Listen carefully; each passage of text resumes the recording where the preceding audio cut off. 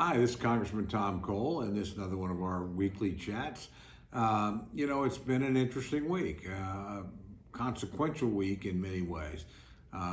This week, the Republicans claimed sufficient number of seats that there's now no doubt that they will be the majority party in the next Congress. To me, that means the car has some brakes on it again. There'll be a lot of things that President Biden was able to get through that he will not be able to get through. It also means that the two parties will have to figure out a way to work together. Democrats still control the Senate. Obviously, President Biden is the President of the United States. He can sustain vetoes in both chambers. So there'll be less sweeping measures and hopefully more bipartisan measures in areas where we can find some common ground. It's also a week in which Speaker Pelosi announced that she would not be running for Speaker again.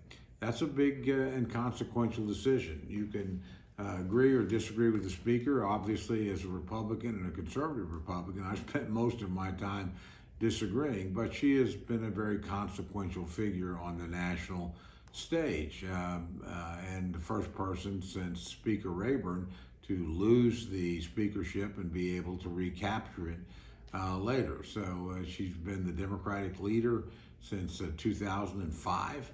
And again, that's quite a remarkable long run. Obviously, the first woman ever to achieve the speakership. And I would argue a very partisan and polarizing speaker, but also one that got legislation done that her party believed in. So consequential for sure. And her absence will mean a huge shakeup in the Democratic ranks. On the Republican side, we've also seen the election of the Republican team, so to speak. Not surprisingly, Leader McCarthy won that spot again after capturing the majority and will be, I believe, the next Speaker of the House of Representatives. Steve Scalise, who was our whip, has moved up to Majority Leader, was unopposed, certainly will have that spot. Tom Emmer, who was the leader of the National Republican Congressional Committee, won a very spirited three-way race. It was actually one of the more interesting conference races I've ever seen between three very qualified candidates, and Tom becomes the number 3 person in our hierarchy. I've served as a deputy whip. I, full disclosure, supported him to be the top whip, and so I'm very pleased. We will keep Elise Stefanik of New York as our conference chair. Again, I supported Elise very strongly. As a matter of fact, I delivered the nominating speech for Elise and the nominating speech for Tom Emmer, so it was a good day for me. We have other figures. Richard Hudson from North Carolina will be the new chairman of the National Republican Congressional Campaign Committee, which is, of course, the political arm of the conference. Richard's been a friend of mine since he was chief of staff for a number of congressmen. I knew him as a staffer, helped get him elected. Very proud of his rise in the ranks of Republican leadership. Former NRCC chair myself, I appreciate people that do that job. It's a tough job to get done.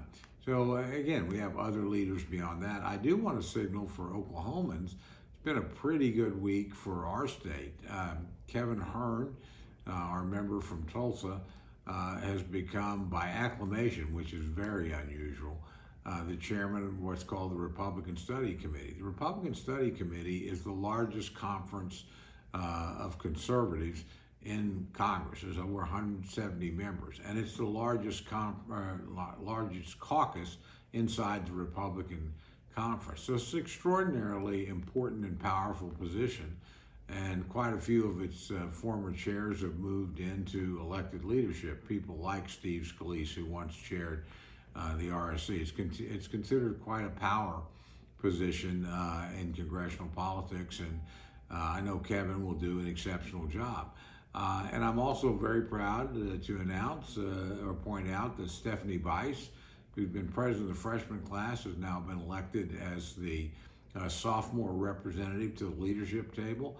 That's a big deal. That means that every leadership meeting, she will be there representing the views of her class and keeping the senior members, that is the next speaker, the next majority leader, the next Republican whip, advised about what's a very large and consequential class, and one that helped make us the majority. So to see two Oklahomans and two of our two newest members, quite frankly, move to these positions of influence is a really, really good thing for the state of Oklahoma, particularly with Republican control returning to the House of Representatives.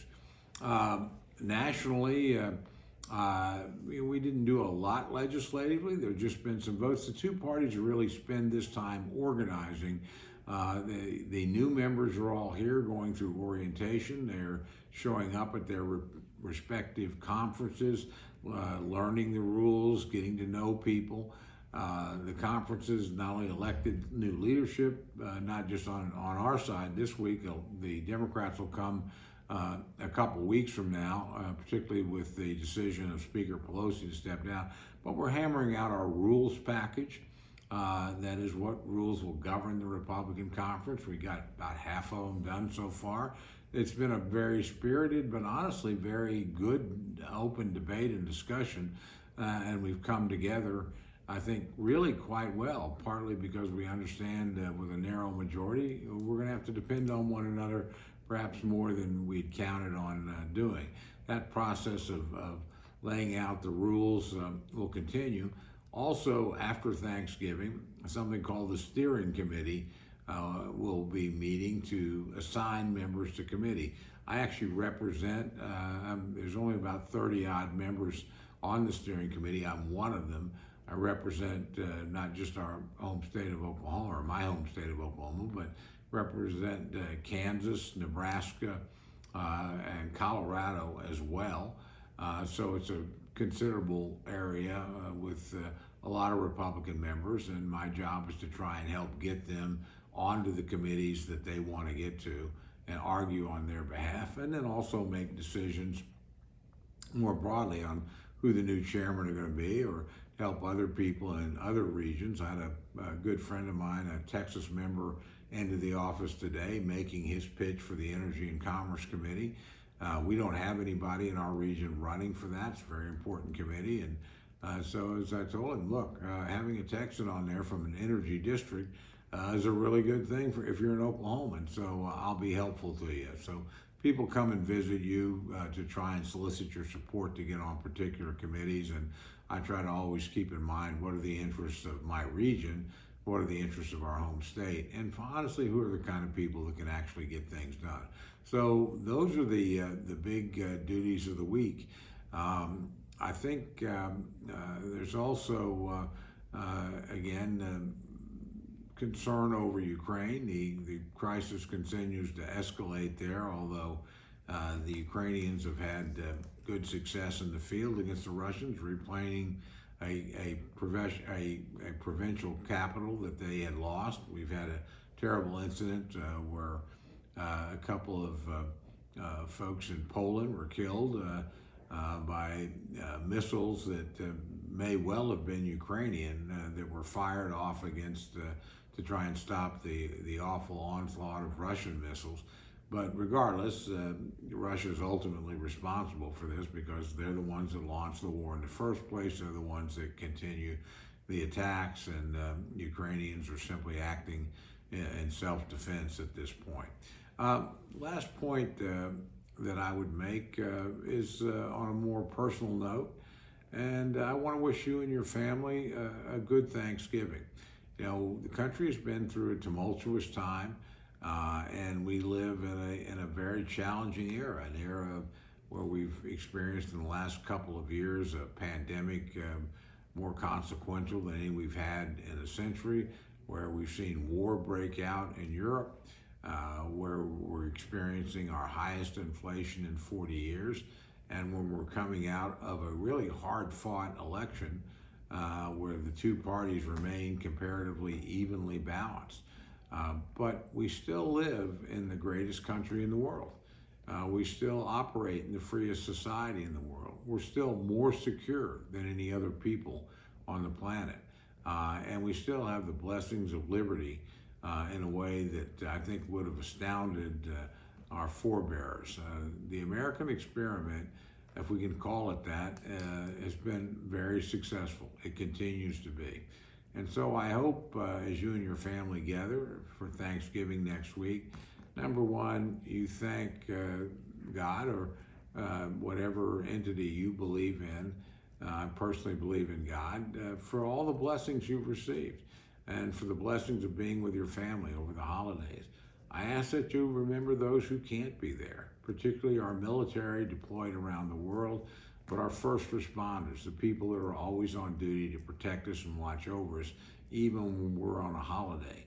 And I ask that you thank the Lord for your friends, your neighbors, and most profoundly for the blessing of living in the United States of America. Something you ought to be grateful for, and I know most of you are. I think all of you are, quite frankly. We are so blessed by the sacrifices others have made before any of us were alive to create and defend and improve upon this remarkable experiment in democracy. So good luck to you over the holiday weekend. Enjoy your family, and God bless you all.